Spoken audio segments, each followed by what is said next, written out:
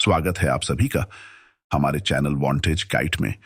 आज के इस एपिसोड में हम जानकारी लेंगे राजस्थान के एक महत्वपूर्ण जिले उदयपुर के बारे में, जिसे सिटी ऑफ लेक्स और वेनिस ऑफ द ईस्ट भी कहा जाता है।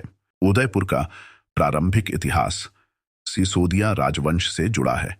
सन 1558 में महाराणा उदय सिंह सिसोदिया राजपूत वंश ने स्थापित किया था। अपनी झीलों के कारण यह शहर झीलों की नगरी के नाम से भी जाना जाता है। उदयपुर शहर सिसोदिया राजवंश द्वारा शासित मेवाड़ की राजधानी रहा है। राजस्थान का यह सुंदर शहर देश विदेश से आने वाले पर्यटकों के लिए एक सपना सा लगता है। यह शहर ऐतिहासिक और सांस्कृतिक दृष्टि से अनुपम है। महाराणा उदय सिंह द्वितीय, जो महाराणा प्रताप के पिता थे, चित्तौड़गढ़ दुर्ग से मेवाड़ का संचालन करते थे। उस समय चित्तौड़गढ़ निरंतर मुगलों के आक्रमण से घिरा हुआ था। इसी दौरान महाराणा उदय सिंह अपने पौत्र अमर सिंह के जन्म के उपलक्ष्य में मेवाड़ के शासक भगवान एकलिंगजी के दर्शन करने कैलाशपुरी आए थे। उन्होंने यहां आयड़ नदी के किनारे शिकार के लिए डेरे डलवाए थे। तब उनके दिमाग में चित्तौड़गढ़ पर मुगल आतताइयों के आक्रमण को लेकर सुरक्षित जगह राजधानी बनाए जाने का मंथन चल रहा था। इसी दौरान उन्होंने एक शाम अपने सामंतों के समक्ष उदयपुर नगर बसाने का विचार रखा, जिसका सभी सामंत तथा मंत्रियों ने समर्थन किया। उदयपुर की स्थापना के लिए वह जगह तलाशने पहुंचे। तब उन्होंने यहां पहला महल बनवाया, जिसका नाम मोती महल दिया, जो वर्तमान मोती मगरी पर खंडहर के रूप में मौजूद है, जिसको लेकर कई इतिहासकारों का मानना है कि मोती महल उदयपुर का पहला महल है और एक तरह से इसके निर्माण के साथ ही उदयपुर नगर की स्थापना शुरू हुई। इतिहासकारों की माने तो एक बार महाराणा उदय सिंह मोती महल में निवास कर रहे थे। तभी वह शिकार की भावना से खरगोश का पीछा करते हुए उस जगह पहुंचे जहां राजमहल मौजूद है। तब उदयपुर में फतह सागर नहीं था और वह एक सहायक नदी के रूप में था। वहां एक योगी साधु ढूणी रमाए बैठे थे। साधु जगतगिरी से उनकी मुलाकात हुई और महाराणा के दिल का हाल जानकार साधु ने ढूणी की जगह पर राज्य बसाने का सुझाव दिया, जिसे महाराणा ने मान लिया। इसलिए आज भी आशी गोस्वामी गिरी का मंदिर सिटी पैलेस के अंदर स्थापित है। आइए अब चलते हैं उदयपुर की सैर पे पिछोला झील। इस झील के बारे में कहा जाता है कि महाराणा लाखा के काल में इस झील का निर्माण करवाया गया। इस झील के बीचों बीच एक नटनी का चबूतरा बना हुआ है। महाराणा उदय सिंह द्वितीय ने इस शहर की खोज के बाद इस झील का विस्तार कराया था। झील में 2 द्वीप हैं और दोनों पर महल बने हुए हैं।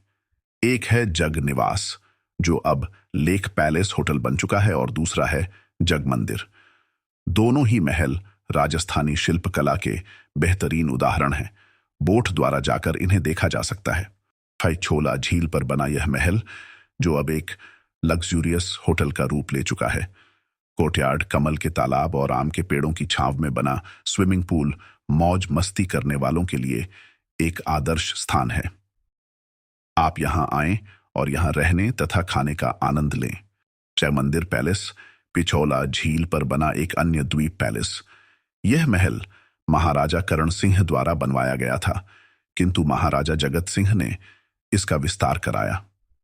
महल से बहुत शानदार दृश्य दिखाई देते हैं। गोल्डन महल की सुंदरता दुर्लभ और भव्य है। सिटी पैलेस प्रसिद्ध और शानदार सिटी पैलेस उदयपुर की शान है। यह राजस्थान का सबसे बड़ा महल है और मैसूर महल के बाद भारत का दूसरा सबसे बड़ा महल है। इस महल का निर्माण शहर के संस्थापक महाराणा उदय सिंह द्वितीय ने करवाया था।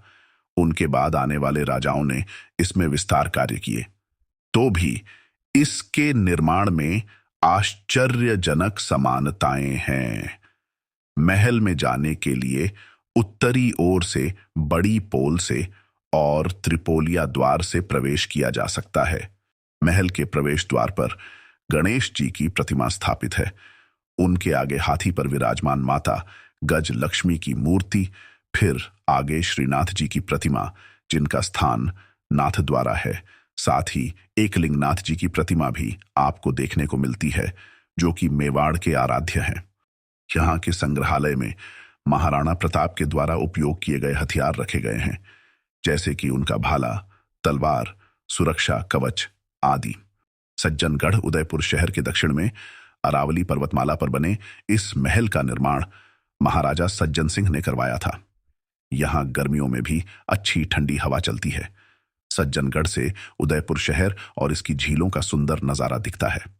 पहाड़ की तलहटी में अभयारण्य है। सायंकाल में यह महल रोशनी से जगमगा उठता है, जो देखने में बहुत सुंदर दिखाई पड़ता है।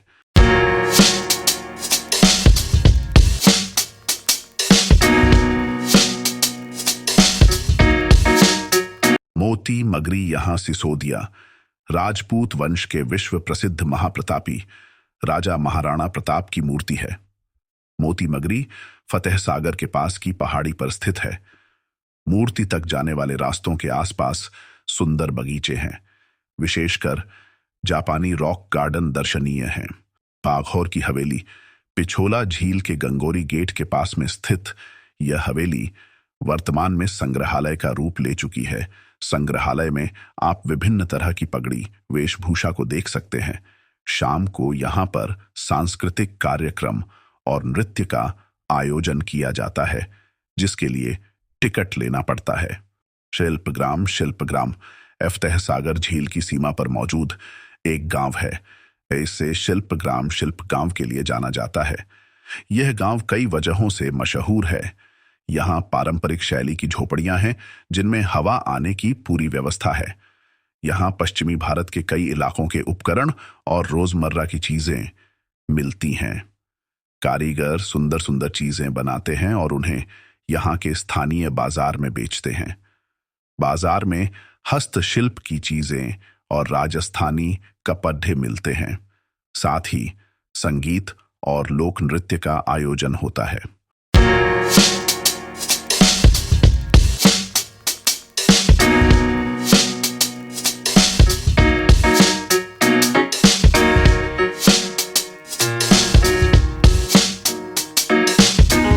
एकलिंग जी राजस्थान के उदयपुर जिले में स्थित एक मंदिर परिसर है।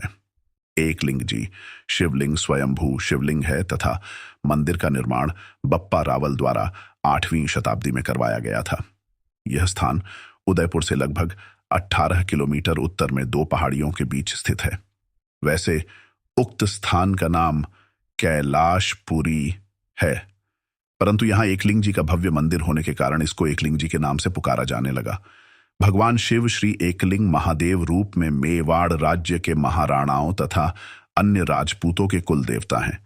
मान्यता है कि यहाँ के राजा तो उनके प्रतिनिधि मात्र रूप से शासन किया करते हैं। इसी कारण उदयपुर के महाराणा को दीवान जी कहा जाता है। ये राजा किसी भी युद्ध पर जाने से पहले एकलिंग जी की पूजा अर्चना कर उनसे आशीष अवश्य लिया करते थे। सहेलियों की बाड़ी यह रानी अपनी सहेलियों के साथ उद्यान में घूमने के लिए आया करती थी, जहां पर कई तरह के फूलों से उद्यान को सजाया गया था। इस उद्यान का निर्माण महाराणा संग्राम सिंह द्वारा करवाया गया था।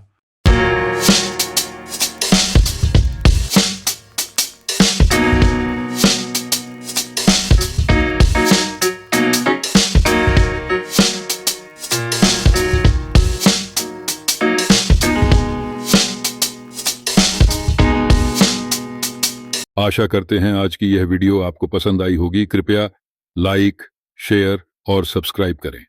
धन्यवाद। मिलते हैं अगली वीडियो में।